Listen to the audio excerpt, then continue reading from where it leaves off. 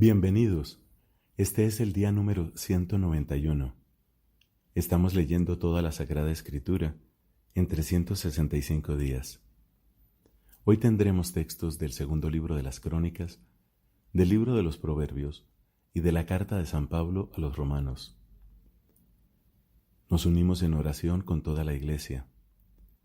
Algo hermoso de nuestra Iglesia Católica es que tenemos la certeza siempre hay alguien orando, especialmente en monasterios, conventos, casas de retiro, frente al Santísimo. Muchos están orando. A sus oraciones nos unimos para pedir el Espíritu Santo. En el nombre del Padre, y del Hijo, y del Espíritu Santo. Amén. Del segundo libro de las Crónicas, capítulo 13. En el año 18 del reinado de Jeroboam, comenzó a reinar Abías sobre Judá, y reinó 3 años en Jerusalén. Su madre se llamaba Micaía, hija de Uriel de Gibeá. Abías y Jeroboam se hicieron la guerra. Abías entró en combate con un ejército de 400,000 guerreros escogidos, y Jeroboam se alineó contra él con 800,000 guerreros escogidos. Abías se paró sobre el monte Semaraim, que está en la montaña de Efraín, y dijo: Escuchen, Jeroboam y todo Israel. ¿Acaso no saben que el Señor, el Dios de Israel, ha dado a David y a sus hijos el reino de Israel para siempre, por medio de una alianza de sal? Pero Jeroboam, hijo de Nebat, servidor de Salomón, hijo de David, se ha rebelado contra su señor. Unos hombres inútiles e impíos se unieron a él y prevalecieron sobre Roboam, hijo de Salomón, porque Roboam era joven y débil y no supo hacerles frente. Ahora ustedes tratan de resistir a la soberanía del Señor, que está en manos de los hijos de David. Ustedes son una enorme multitud, y tienen los terneros de oro que Jeroboam les dio como dioses.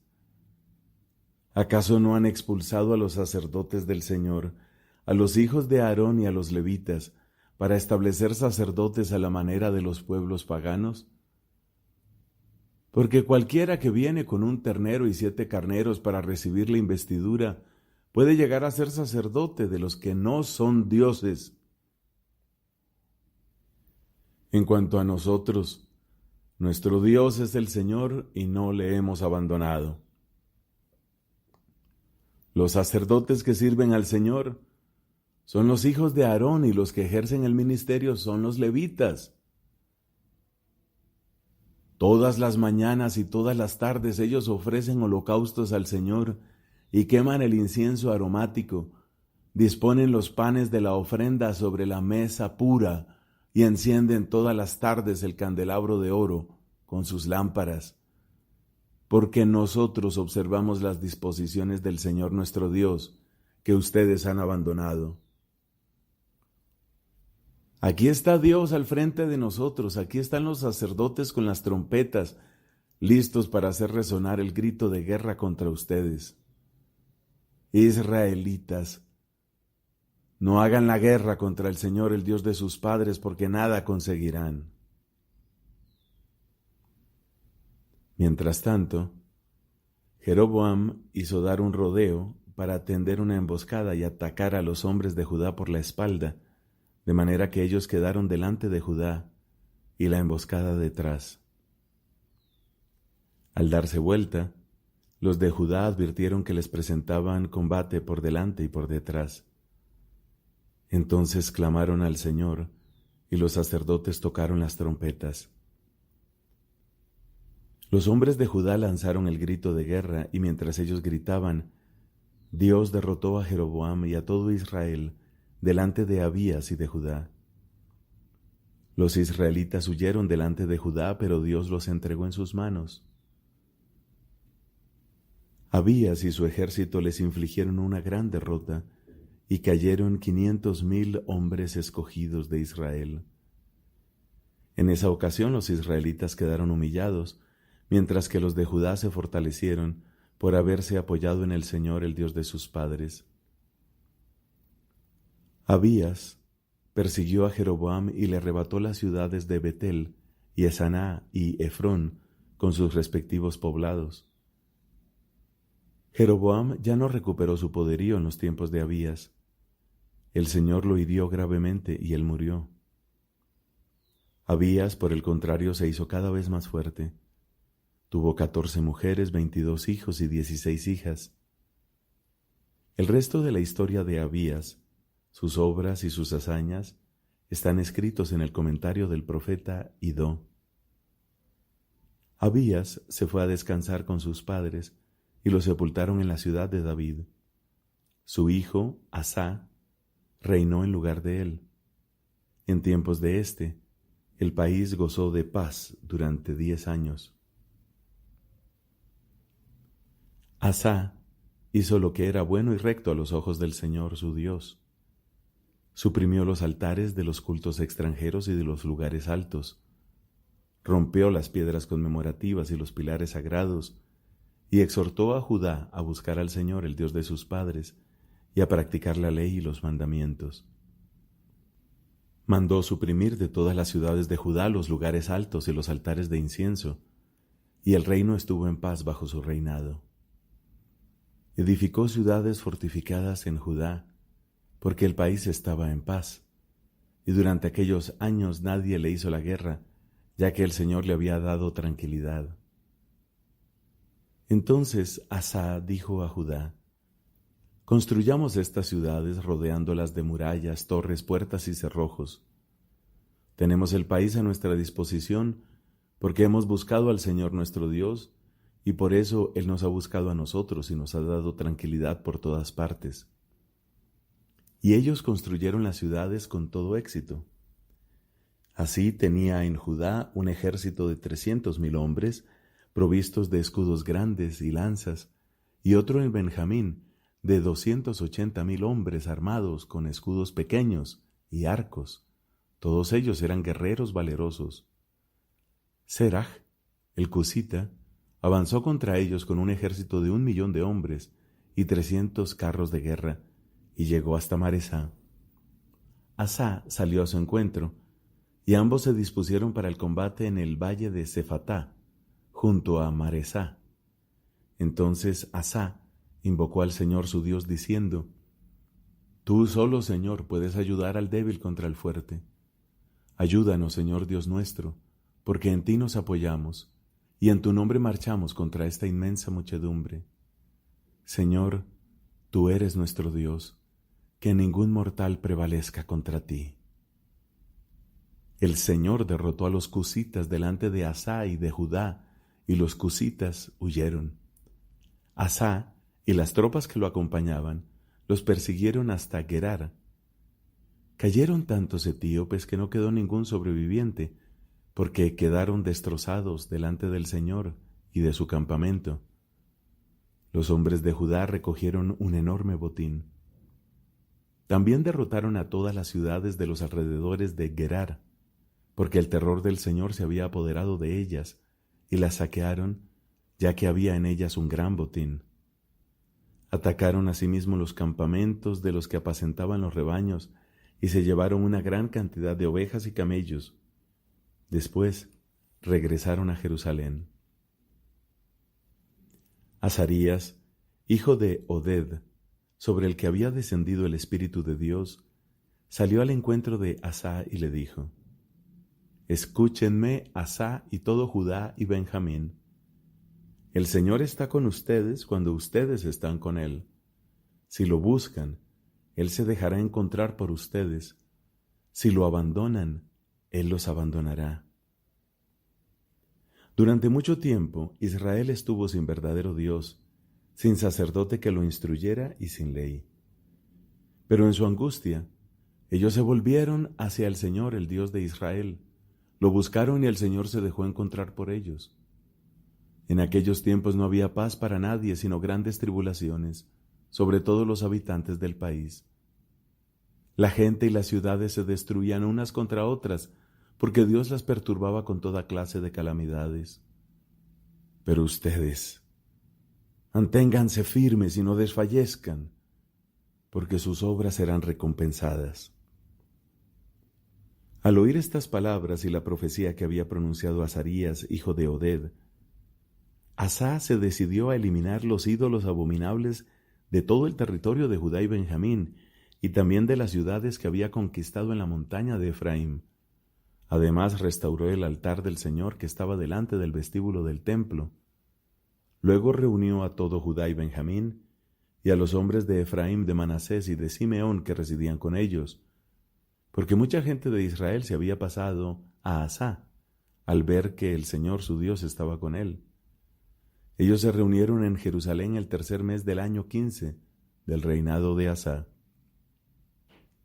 Aquel día sacrificaron al Señor 700 bueyes y 7,000 ovejas del botín que habían traído, e hicieron un pacto, comprometiéndose a buscar al Señor, el Dios de sus padres, con todo su corazón y con toda su alma. A todo el que no buscara al Señor, el Dios de Israel, se lo haría morir, fuera grande o pequeño, hombre o mujer. Así lo juraron al Señor en alta voz, con gritos de júbilo y al son de trompetas y cuernos. Todo Judá se alegró a causa del juramento, porque lo había prestado de todo corazón y había buscado sinceramente al Señor. Por eso el Señor se dejó encontrar por ellos y les dio paz por todas partes. El rey Asa despojó incluso del rango de reina madre a su abuela Maacá, por haber dedicado un horrendo fetiche a la diosa Aserá. Asa eliminó ese fetiche, lo redujo a polvo y lo quemó en el torrente Cedrón. Sin embargo, no desaparecieron de Israel los lugares altos, aunque el corazón de Asa perteneció íntegramente al Señor durante toda su vida. Él hizo llevar a la casa del Señor las ofrendas consagradas por su padre y las que él mismo había consagrado, plata, oro y otros utensilios. Y no hubo guerra hasta el año 35 del reinado de Asa. Palabra de Dios. Te alabamos, Señor. Del libro de los Proverbios, capítulo 19, versículos del 1 al 14. Más vale un pobre que camina con integridad que un hombre insensato y de labios tortuosos. Sin la ciencia, ni el mismo celo es bueno, y el que se precipita malogra su intento. La necedad del hombre pervierte su camino, y luego su corazón se irrita contra el Señor.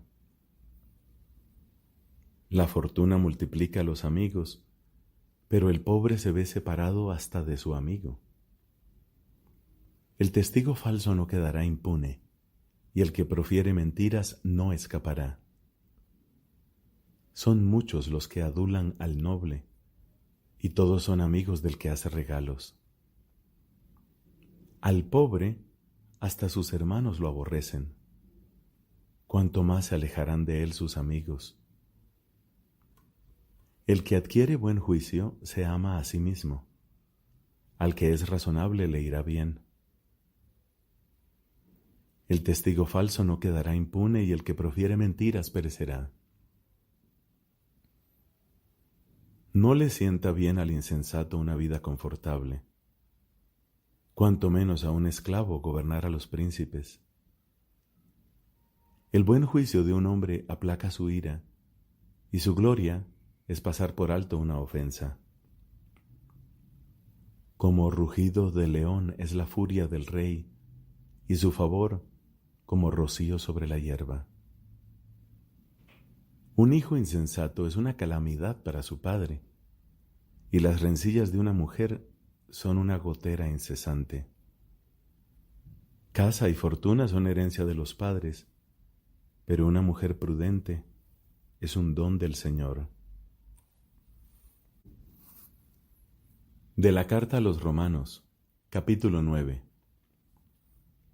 Digo la verdad en Cristo, no miento, y mi conciencia me lo atestigua en el Espíritu Santo. Siento una gran tristeza y un dolor constante en mi corazón. Yo mismo desearía ser maldito, separado de Cristo, en favor de mis hermanos, los de mi propia raza. Ellos son israelitas. A ellos pertenecen la adopción filial, la gloria, las alianzas, la legislación, el culto y las promesas. A ellos pertenecen también los patriarcas, y de ellos desciende Cristo según su condición humana, el cual está por encima de todo, Dios bendito eternamente. Amén. No es cierto que la palabra de Dios haya caído en el vacío, porque no todos los que descienden de Israel son realmente israelitas, como tampoco todos los descendientes de Abraham son hijos suyos, sino que, como dice la Escritura, de Isaac nacerá tu descendencia. Esto quiere decir que los hijos de Dios no son los que han nacido de la carne, y que la verdadera descendencia son los hijos de la promesa.